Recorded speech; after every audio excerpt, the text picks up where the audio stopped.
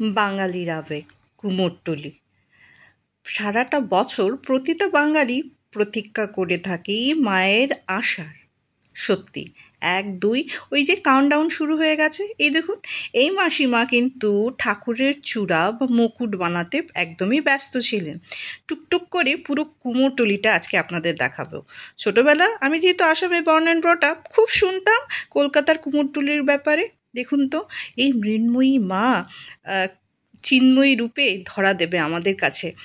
কত সুন্দর করে বানানো হচ্ছে ওনাদের মুকুট, একদম পুরো ব্যস্ত, মানে কি বলবো, মানে চোখ তুলে তাকানোরও সময় নেই, সত্যি খুব ব্যস্ত। দেখেছেন কতগুলি মুকুট বানানো হয়ে গেছে।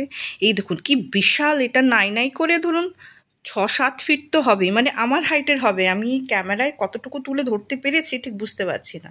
এই দেখুন, মানে কোনটা ছেড়ে কোনটা দেখবো, আমি তো পাগল হয়ে গেছিলাম দেখে, মানে এত সুন্দর মুখখানি। মানে আমি ওনাদের কাজ এরকম করে তাকিয়ে দেখছি। আর এটা হলো ছোট্ট দুর্গা। কত ফুট হবে জানেন? ওনার পরিবার মিলিয়ে ধরুন 1 ফুট 2 ইঞ্চি ওরকম টাইপের হবে। দেখুন কি সুন্দর। আর এত ছোট দুর্গা হলেও মুখের আদল একদম পুরো কোনো অংশে বড় দুর্গার থেকে কম নয়, বরং খুবই কিউট ছিল। এই দেখুন সারি করে মায়ের প্রতিমা সাজানো। এই প্রতিমাগুলি না শুকিয়ে গেছিল। কিছু জায়গায় দেখেছি যেগুলি ভিজে রয়েছে, ওগুলিতে কিন্তু 3-4টা করে পাখা লাগানো, বা কিছু মূর্তি দেখেছি রোদেও দিয়েছে শুকোতে। না শুকলে যে রং ধরবে না।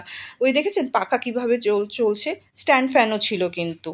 আর কি বলবো, কুমারটুলি এখন ব্যস্ত মানে। আর আমার মতো ছোটোখাটো ব্লগারও ছিল, বড় ইউটিউবাররাও এসেছিলেন। এই দেখুন ইনিও কিন্তু ছোট্ট মোট্ট দুর্গা ছিলেন, কি সুন্দর দেখতে না।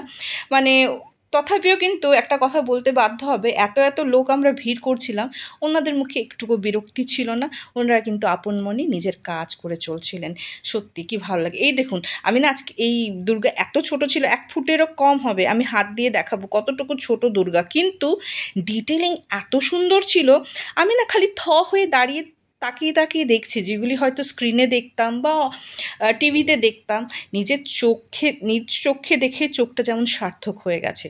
আর উনি তো এই কাকুই দেখুন, আমি কিন্তু ওনার নামটাও উঠিয়ে নিয়েছিলাম ক্যামেরায়। প্রচণ্ড ব্যস্ত, মাকে শাড়ি পরানো শেষ, মার এখন চুল লাগানো হচ্ছে। দেখেছেন তো, তাকানোরও সময় নেই। তোমরা করতে থাকো তোমাদের কাজ, আমরা তো ভাই আমার কাজ করে চলছি, মাকে সাজানোর কাজ। কারণ গোটা বছর তো বাঙালি অপেক্ষা করে থাকে, গোটা বছর কত মানুষ অপেক্ষা করে থাকে এই পূজার কটা দিন। হয়তো সারা বছরের আয় এই কটা দিনে ওনারা সংগ্রহ করে গোটা পুরো বছরটা চলায়। তো এই দেখুন আমি কিভাবে দেখছিলাম ওনারা কিভাবে কাজ করে। তো কেমন লাগলো কমেন্ট সেকশনে কমেন্ট করুন, অ্যান্ড সাবস্ক্রাইব করতে ভুলবেন না।